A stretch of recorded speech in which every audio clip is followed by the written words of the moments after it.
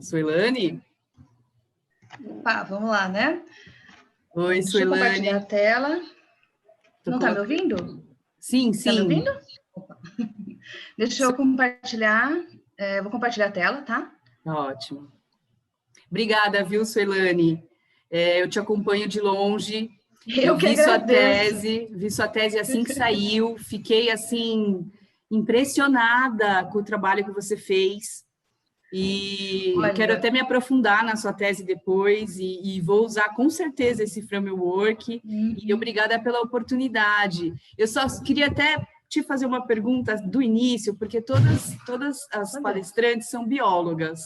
E elas, em algum momento da vida delas, da trajetória, elas começaram a usar o R para poder estudar onça. E a minha pergunta para você seria: se o seu caso foi ao contrário, se você usou a onça para estudar o R. História longa. É uma história longa, na verdade, porque a Bia falou que ela, né, era uma aventureira no R. Eu, na verdade, fui uma aventureira dentro da parte de biodiversidade e do R, porque antes minha formação é análise de sistemas, né? Minha área toda é da área de informática e tecnologia, né? Então, tanto o meu doutorado ele é em análise de dados, né? Então, assim, na verdade foi o contrário, né? Eu queria trabalhar com análise de dados e por acaso, assim, na minha qualificação, começando, né? A gente falava, vamos trabalhar com dados de movimentação e tal. E aí, um membro da banca falou, escolhe um bicho e foca nele, né? Porque eu queria trabalhar com dados de movimentação e fazer análises, né, de dados de movimentação. Só que eu não queria trabalhar com dados de pessoas, porque já era uma coisa que, né, já estava bem batida, assim, vamos dizer. E aí eu falei, eu vou trabalhar com animais. Por quê? Né? Por que eu vou trabalhar com animais? Porque a área que eu estava atuando na época, dentro da USP, né, com o professor Pedro, a gente que fez a base do portal da biodiversidade brasileira, né? Então, eu trabalhei nesse projeto, foi aí que eu comecei a conhecer a biodiversidade, né? Antes eu trabalhava em análise de sistemas e somente. Então, quando eu comecei a trabalhar fazer, né, minhas pesquisas no doutorado, eu caí na biodiversidade, assim, né? Porque o meu orientador, na verdade, ele estava dentro dessa área e a gente foi casando, né? As histórias, as ideias e tal. E assim, eu não trabalhava com R, né? E eu também não conhecia nada sobre onça ou sobre biodiversidade. Então, assim, o meu doutorado, ele, na verdade, foi um risco, eu acho, um grande risco e um grande desafio, porque eu entrei numa seara que não era minha, até assim, ó, vendo todo mundo falando aqui, tá tudo biólogo, falei, meu Deus, vou falar besteira agora, porque, na verdade, assim, eu acabei me apaixonando pela área de biodiversidade, né? Foi uma coisa meio casual, mas eu acabei gostando muito de trabalhar nessa área e o contato, a Thaís falou das pessoas que trabalham nessa área e realmente é fantástico a colaboração, assim, eu como não sou da área, eu precisei da colaboração, assim, muito de todo mundo, né? Então, todo mundo compartilha com maior facilidade. Então, eu tive que estudar muita coisa sobre análise de trajetória, sobre movimentação, né? Sobre todos esses pacotes de R estão relacionados a essa área. E, assim, tudo que eu pedia, né, para os pesquisadores, eu tive, assim, pronto atendimento, assim, né? Pessoas não só do país, mas pessoas de fora. Então, assim, eu acho que é uma comunidade, o pessoal que usa o R é uma comunidade muito legal, porque é um pessoal que compartilha mesmo, e está interessado em ampliar, né? Então, foi fantástico, assim. Mas, na verdade, eu fui uma aventureira dos dois, né? E agora que eu estou mais me familiarizando com essa parte realmente de atuar na área de análise de dados, né? Porque agora eu estou, depois do doutorado, eu realmente fui para a parte de ciência dos dados, né? E estou atuando nessa área. Mas no começo era tudo muito, realmente, vou tentar, vou atrás, quero conhecer, quero aprender, e aí a gente foi criando isso tudo, né? Até posso fazer um parênteses aí, o Ronaldo Morato, do pessoal lá do Senap, eu tive uma colaboração assim fantástica, foi decisivo, na verdade, no meu trabalho. Então, assim, o framework, né, a ideia em si, ela surgiu, é um framework para análise exploratória, justamente porque eu queria pegar essa parte toda de ciência dos dados, análise de dados, e trazer para o mundo da biodiversidade, né? Então, falei, eu quero, né, pegar o que a gente já tem de ferramentas, de coisas que são de análise, né? E eu quero trazer para esse mundo que é um mundo desconhecido para mim, né? Mas que tem já um trabalho grande aí de análises que são feitas, né? E que utilizam tecnologia. Então, assim, na verdade, eu aprendi muita tecnologia, o R, né? Eu vim conhecer muito com o pessoal, com os biólogos, né? Foi mais com a área da pessoal da parte da biologia do que realmente o pessoal da minha área, né? Mas, como até na minha defesa falaram, né? Você fez assim, eu nunca faria isso, né? A Kátia Ferraz falou, eu nunca faria isso, entrar na tua área, porque você entrou na minha, né? Então, assim, eu quero mostrar para vocês, né? Esse framework, ele, na verdade, a ideia era que a gente conseguisse dar uma visão, né? Tanto do comportamento individual do animal, quanto do comportamento, da interação dele social, né? A interação dele com outros animais e a interação com os fatores ambientais. Então, a ideia inicial era você pegar, eu consigo, né? A dúvida era, eu consigo, através dos dados de movimentação do animal, né? No caso, quando eu comecei, não era especificamente ainda a onça, se através dessa movimentação, desses dados de trajetória dele, eu conseguiria identificar qual era o estado de comportamento dele, essa variação, né? Se ele estava dormindo, se ele estava forrageando, se ele estava em trânsito, e se, através disso, eu conseguiria fazer casamentos com outros fatores, né? E até mesmo com outros animais, para eu saber se ele estava interagindo mais intensamente, se um fator ele podia estar influenciando no comportamento desse animal. Só que aí, quando eu comecei a trabalhar com tudo isso, eu vi que tem N coisas que você precisa entender, né? Para cada caixinha disso, por exemplo, se eu falar só de comportamento animal, eu tenho um leque enorme de coisas para poder estudar e, né, soluções aí que já são utilizadas pelos pesquisadores e tal. E se eu falar, né, na parte de análise de trajetória, análise de movimentação, a gente tem um leque maior ainda, né?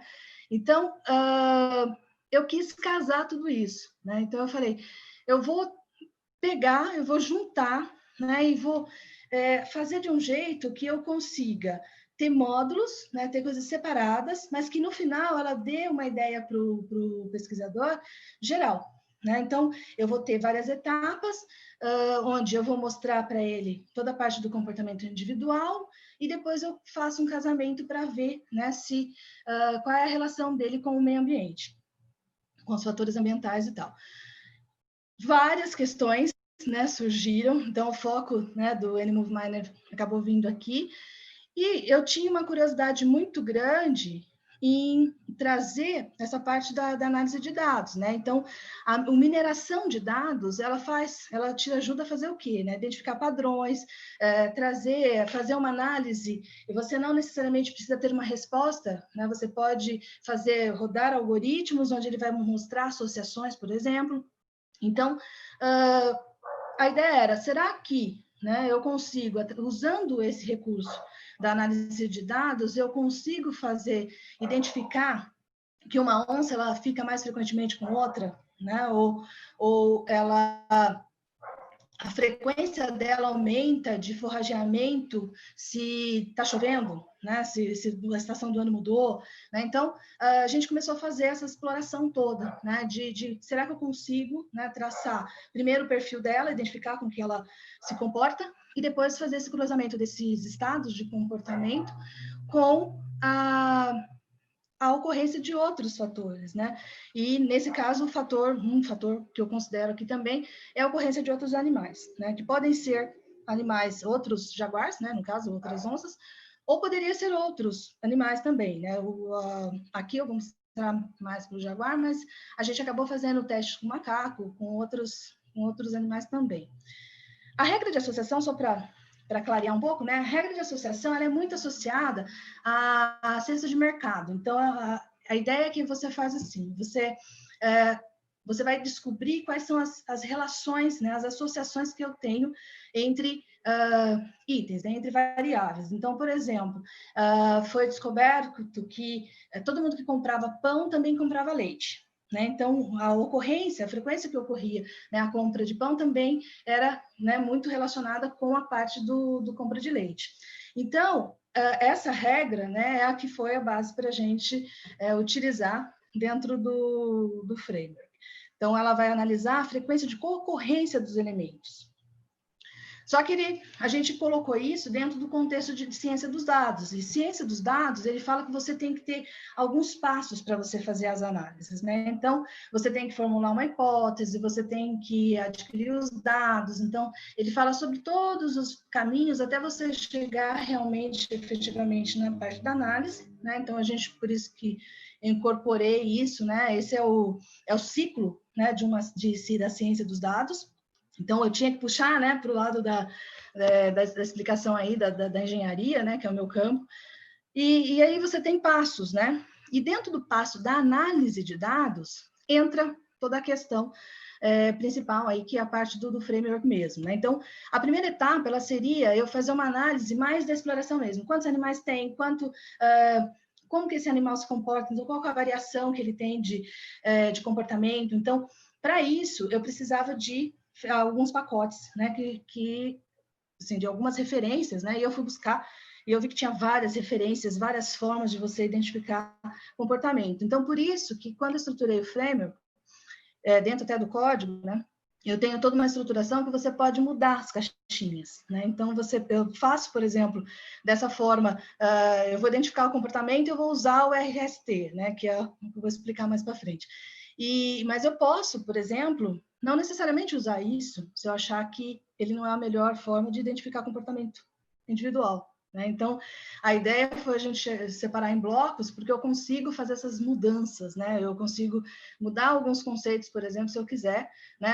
Quero utilizar uma outra forma de identificação de comportamento individual. Então, eu posso mudar essas bibliotecas, eu posso mudar essas questões.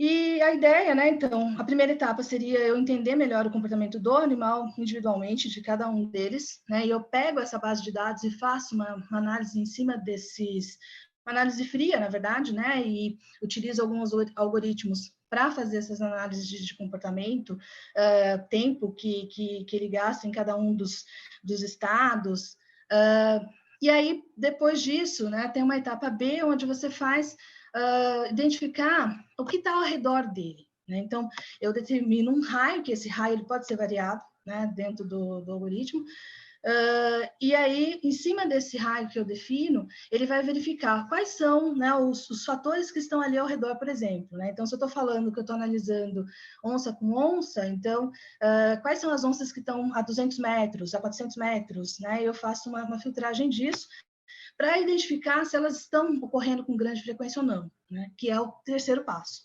Então, aí eu vou identificar a correlação entre elas através dessa frequência de ocorrência, né? Utilizando essa regra de associação, que é o algoritmo de mineração. Então, a saída, né, os resultados, eu tenho essa regra de associação, que é o resultado do próprio algoritmo, eu tenho os níveis de correlação que esses animais, né, e os fatores têm, através dessas análises de frequência. Esse algoritmo, né, a parte da regra de associação, ele te fornece várias métricas, né, várias medidas. E dentre elas, você tem os níveis de correlação, você tem níveis de dependência, você consegue identificar, né, o quanto que ocorreu um junto com o outro, por exemplo, ou que um ocorreu em função do outro. E também, né, dentro desse contexto de analisar, mostrar, né, o comportamento individual do animal, eu tenho também a demarcação da área de vida dele, né? Então, eu usei a parte do home range, né, para poder falar, olha, essa área que esse animal está utilizando, essa é outra área que o outro animal está utilizando, né? E a gente vai mapeando isso. Eu tenho uma classificação do comportamento, então a gente consegue ver, né, a variação do comportamento dele, a frequência e duração desses estados de comportamento e as distâncias entre os animais. Aqui eu tentei mostrar, né? Eu não quis trazer o código ele está no GitHub, então depois, se vocês quiserem usar, é tranquilo. Mas ele tem uma interface, né? Então eu utilizei lá o Markdown, o Kinit, né? Para ter uma interface que seria a ideia disso, né? Então, você passa, né, o seu CSV com seus dados de movimento ambiental e de movimento animal, desculpa, e a parte dos dados ambientais, você fala qual a distância, que é o que eu falei, né, qual que é o raio que eu vou considerar, de quantos em quantos tempo, quais os minutos, intervalos de tempo que eu tenho dentro desse conjunto de dados, e aí tem alguns outros parâmetros, por exemplo, estação do ano, né, que foi uma das análises que a gente fez, então eu também coloquei se ele vai analisar com isso ou não, né? E aqui, para cada uma dessas etapas, né, identificar os estados de comportamento. Então, tem uma parte toda de preparação dos dados, né, que foi feita por mim, tem umas rotinas mais básicas do R, tem uma parte que é da classificação do comportamento, e isso, né, eu utilizei como referência Torres, né, que eles trabalham com esse método de Residence in Space and Time Method, né, que ele vai considerar, ela faz, né, a definição de uma forma que eu tenho, né, a soma do tempo gasto entre os locais dentro de um círculo e a soma do comprimento. Então, ela considera tanto a distância quanto o tempo, né, de que foi gasto dentro de cada uma dessas áreas, e ela, no final, ele te dá como resultado os estados de comportamento. Então, ele indica se o animal está no trânsito, se ele está descansando, ou se ele está em forrageamento. Então, estudei várias referências e eu escolhi essa, né, porque era a que mais, assim, falava que generalizava. Então, no caso, eu queria uma que não fosse só focada na onça pintada. E a maioria que tinha como referência, elas eram voltadas para um determinado animal, né? E essa, ela prometia, né, que você rodando os dados, você dando, né, alguns parâmetros, você conseguia ter esse resultado como os estados, né, a variação dos estados de comportamento. E tudo isso, né, trabalhei com banco também, porque alguns tratamentos, né, tinham que ser feitos através eu acabei utilizando algumas referências de SQL, alguns tratamentos à parte, porque eu precisava armazenar os dados, fazer análise e tal, então tinha um banco de dados aqui como referência. Ainda identificando o comportamento individual, eu tenho análise dos períodos, então, quanto tempo que ele gastou forrageando, né? Foi de quanto até quanto? Então, eu vou traçando, né? Vou verificando, vou esmiuçando, na verdade, aquela movimentação do animal. Então, para isso, eu usei a parte de geração de trajetórias, que é a AD Habitat OLT, onde eu consigo fazer todo o traço, né, do movimento dele, da trajetória do animal. Eu tenho uma parte onde eu fiz, né, que foi esses cálculos todos dos intervalos de hora entre um movimento e outro, porque você vai tendo as ocorrências, né, porque aqui no caso, né, são aqueles animais que estão sendo monitorados, né, então os dados, eles vêm, eu tenho ali uma sequência onde eu tenho tempo, tenho data, né, eu tenho uma sequência de tempo e hora e tal. Bom, tinha que fazer alguns tratamentos dos dados, porque os dados não estavam... Eu estou meio correndo, eu estou achando que vou demorar demais, acho que eu fiz muita coisa. Então, assim, eu fiz, né, alguns tratamentos também, porque os dados, eles não vêm, né, bem preparados, então você tem que fazer alguns análises, né, de outliers, para você retirar aquilo que não é interessante, ou tratar aquilo que não é interessante, ou que está com dados faltantes e tal. Foi feito, né? Então, aí dessa parte eu tenho como saída uma matriz, onde eu mostro os estados do comportamento dividido por hora, então com a variação dele ao longo do tempo, que é isso aqui. Então, eu vou falando, né, a variação que ele tem, então, da 0 aqui, 1 hora, da 1 às 2, né? Então, a gente consegue ver que tem alguns gaps, então, isso eu mantive, porque eu queria ver como que meus dados estavam, né? Quais eram as falhas que tinham, porque, na verdade, podia ter falhas onde, sei lá, o sensor falhou, né? Então, achei que era interessante ó, tem dias que não foram coletados, né? Então eu conseguia dar esse feedback para o pesquisador que, olha, aqui não está legal, né? Esses dados não estão bons também. E a parte toda, né, da movimentação e conseguir saber o que ele estava fazendo em cada um desses pontos que foram coletados, né? Deixa eu ver se eu falei tudo aqui. Outro pacote que eu usei também do R, né, foi o pacote do AD Habitat HR, né, que é a referência, na verdade, são os mesmos autores aí, do AD Habitat LT, ele é uma referência bem conhecida na área, né, da biologia. E aí, essa parte foi o que eu utilizei para fazer a definição dos home ranges, né?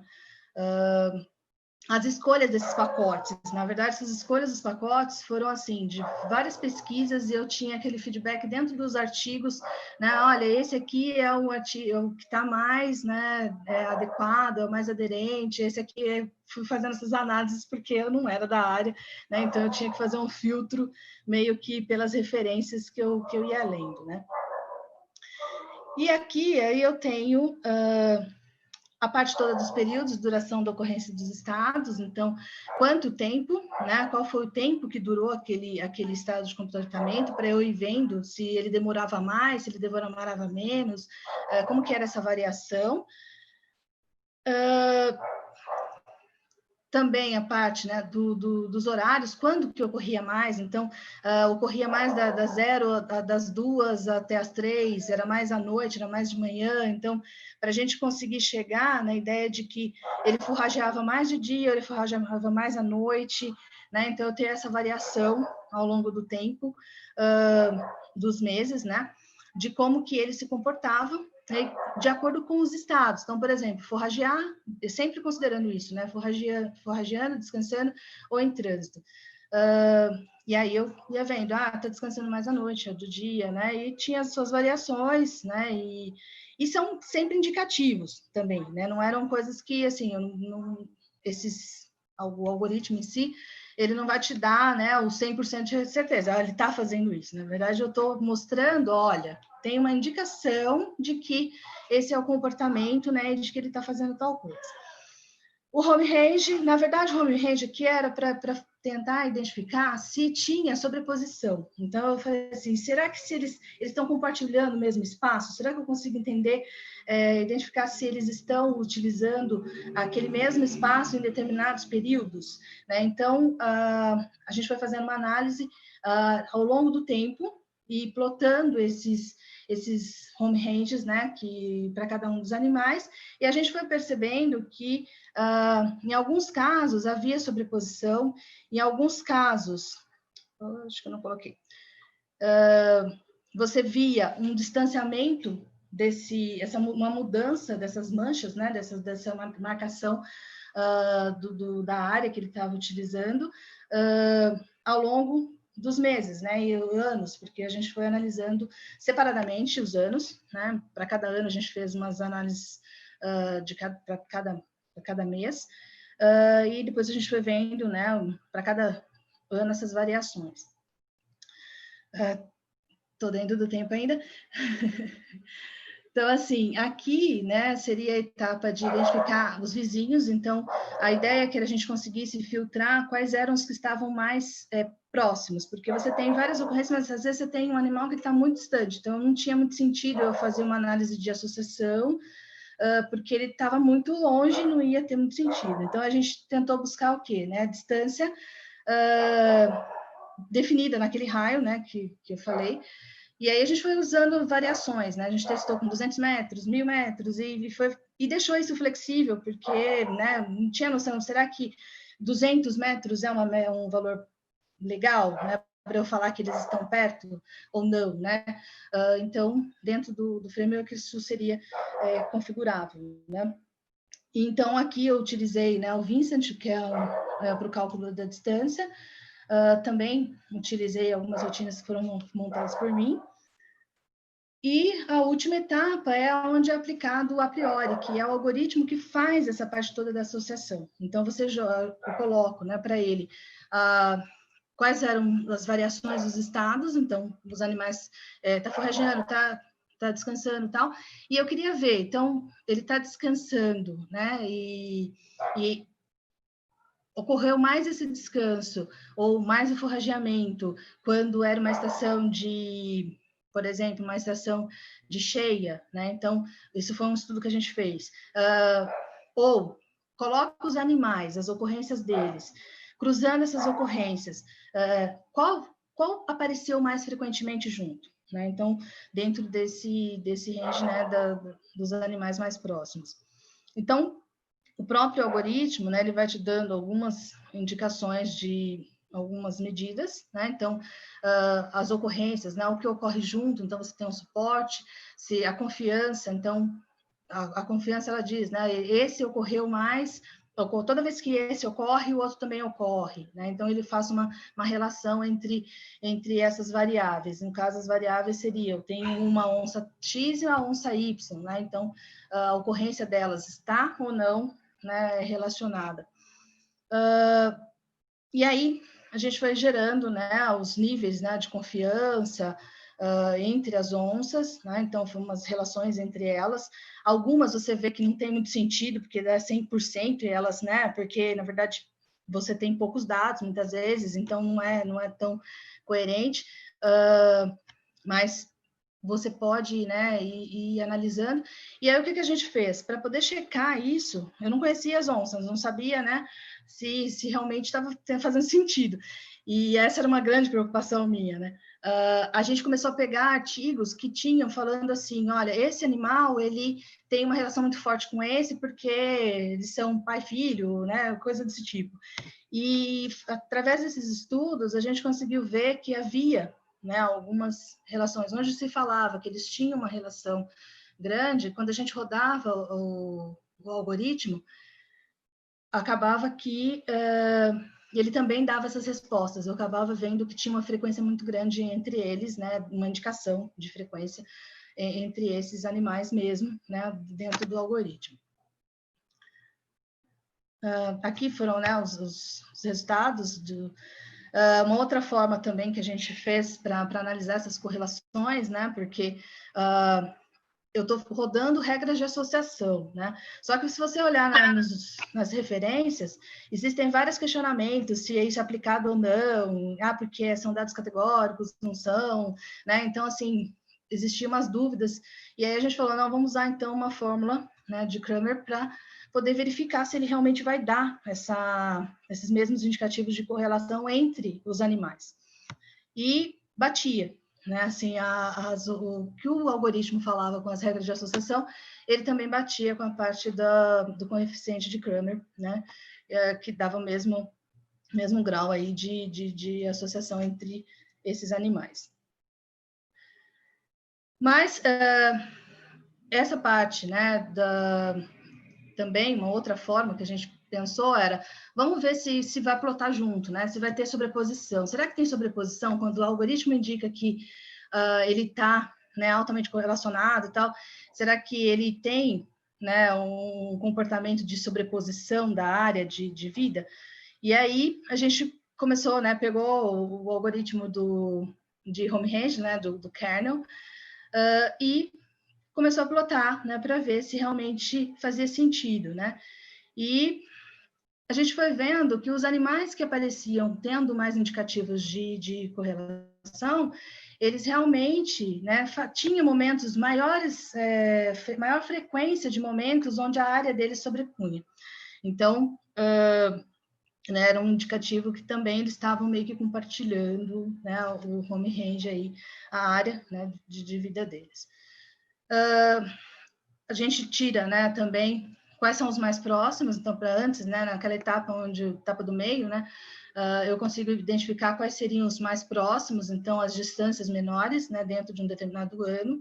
Então, por exemplo, Ferra e Dali, eles são animais que a gente estudou, que são do Pantanal, né, de Itaiamã, né, são os monitorados de Itaiamã, e a gente via aqui, né, o Ferri e Dali dava muita sobreposição, o algoritmo estava dando indicativos de que eles estavam perto, que eles estavam, né, correlacionados e tal, E aí a gente foi vendo que realmente também eles tinham, né, as distâncias deles eram bem próximas, né, e normalmente o algoritmo acabava mesmo, né, traçando isso.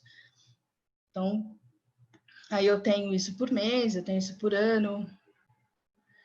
E a gente fez, né, o estudo com os jaguares de Itaiamã, fizemos com o do On Safari, Miranda, né, foram 2 projetos aí estudos que a gente fez em cima da parte dos jaguares.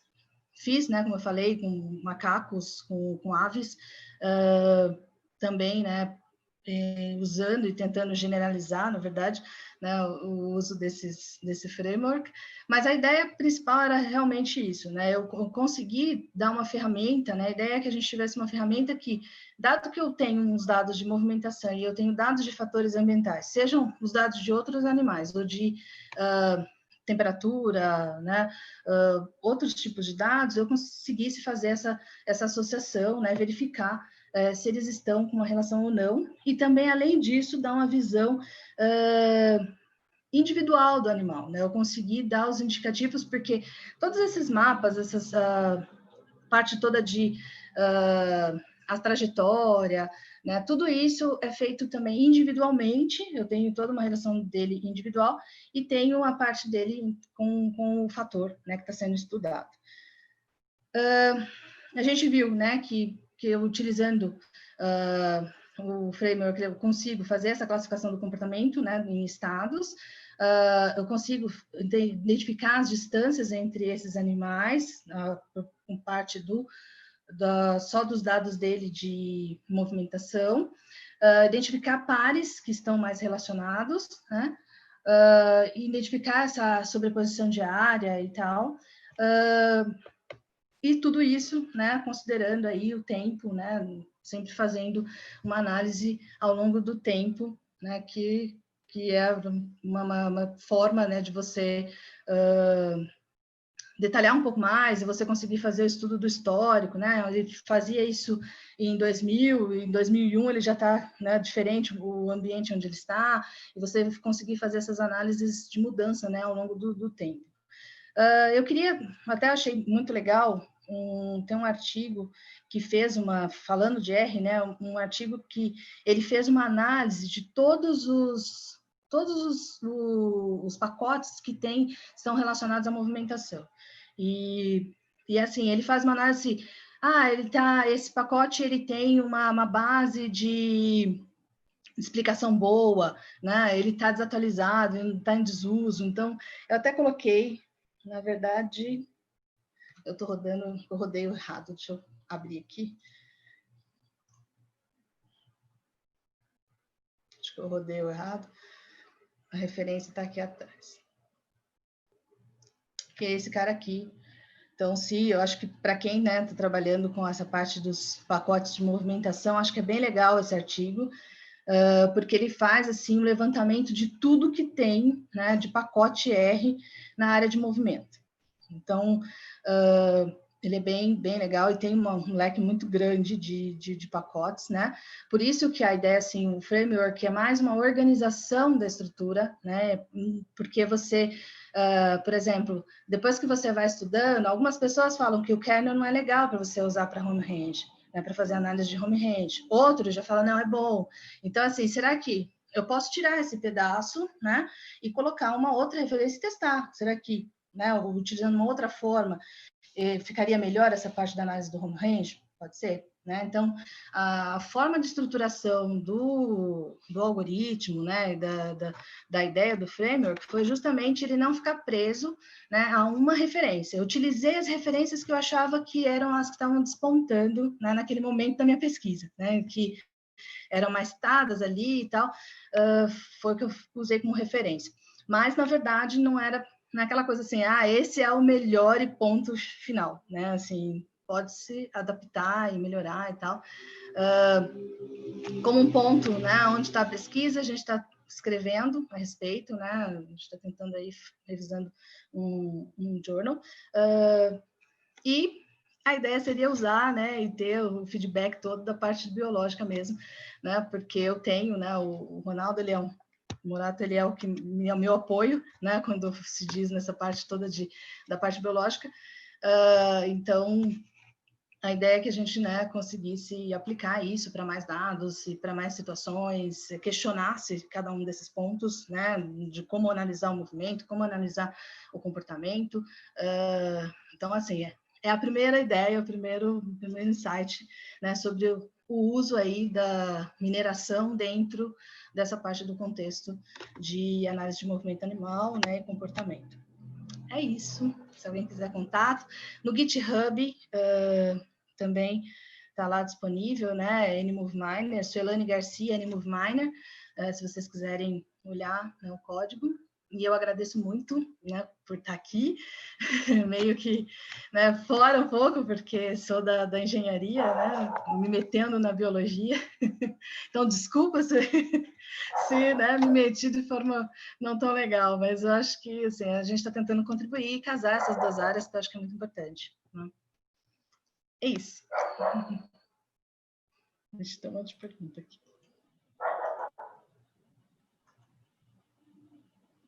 Tem uma pergunta do Marcos. Me perdi. O Marcos pergunta, ele agradece e ele pergunta qual seria o intervalo máximo entre os pontos de localização dos animais para conseguir classificar o seu estado comportamental. Então, na verdade, isso a gente colocou como variável, porque como dentro desse algoritmo do RST, eles colocam isso como você poderia achar ele, né, identificar ele de uma forma automatizada, um range, e fazer vários testes, ou você poderia definir.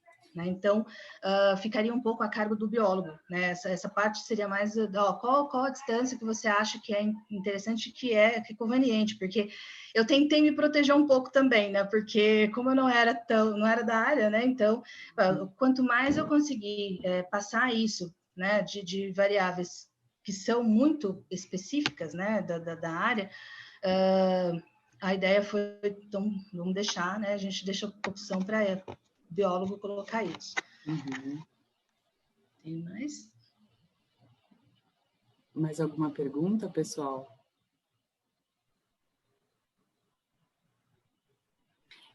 Suelane, muito interessante o seu trabalho. Eu acho que você deu uma contribuição incrível. Só uma pergunta rapidona, ali, aquele gráfico que você faz dos estados comportamentais, que é super bacana, que aparece o animal descansando em trânsito, você consegue também ver, dependendo do nesse framework, você consegue identificar se, dependendo do estado comportamental dele, se ele está co-ocorrendo com outro dentro do estado comportamental? Na verdade, assim, eu não faço isso no mesmo gráfico. Ah, tá. Né? Não faço isso no mesmo gráfico. Mas eu ploto de todos eles. Então, você consegue fazer a comparação, né? Mas em separado. Na verdade, nada que eu não conseguisse fazer, entendeu? Mas assim, porque os dados estão lá, né? Então, você conseguiria plotar dessa forma. Mas, assim, do jeito que a gente pensou, foi mais aquela coisa. Eu coloco individualmente, né? E aí faço essa análise, né? Mas... pelo resultado, pelo dado que a gente tem, daria para fazer. Entendeu? Dá para saber se o indivíduo ele estava correndo com outro na hora do forrageamento. Fazendo. Ou na hora assim, do o que eu fiz? trânsito. O Legal, que nossa, que eu fiz? Incrível. O que eu fiz? Eu fiz essa comparação cruzando as plotagens. Né? Então, em outras referências, eu observo, ele tá, esse aqui, o Picolé e a Alice, por exemplo, eles em algum momento eles estavam mais frequentemente juntos, né?